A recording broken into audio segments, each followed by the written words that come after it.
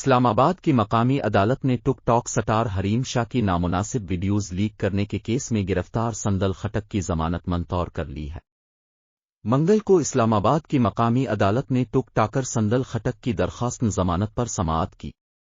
عدالت نے دلائل سننے کے بعد سندل خٹک کی درخواست ضمانت منظور کرتے ہوئے انہیں رہا کرنے کا حکم دے دیا۔ ٹک ٹاک سٹار حریم شاہ کی نامناسب ویڈیوز لیک کرنے کے کیس میں سندل خٹک کو FIA نے گرفتار کیا تھا۔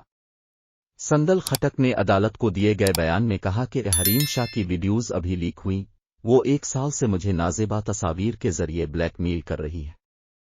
انہوں نے کہا کہ میں نے نہ حریم شاہ کی ویڈیو بنائے نہ لیک کی۔ پراسیکیوٹر نے کہا کہ ٹک ٹاک پر کشمیر کی آزادی کے لیے ویڈیوز نہیں ڈالی جاتی۔ ٹک ٹاکرز جو ویڈیوز بناتے ہیں سب کو معلوم ہے۔ اسپیشل جج سینٹرل اعظم خان نے دلائل سننے کے بعد ملزمہ سندل خٹک کی درخواست ضمانت مسترد کر دی، جس کے بعد انہیں گرفتار کر لیا گیا۔ سیاستدانوں اور معروف شخصیات کی ویڈیوز وائرل کر کے شہرت پانے والی ٹک ٹاکر حریم شاہ کی نامناسب ویڈیوز کچھ ماہ قبل سوشل میڈیا پر لیک ہو گئی تھی۔ ویڈیوز وائرل ہونے کے بعد حریم شاہ نے اپنی انسٹاگرام سٹوری میں الزام عائد کیا تھا کہ ان کی ویڈیوز ٹک ٹاکر سندل خٹک نے وائرل کیں۔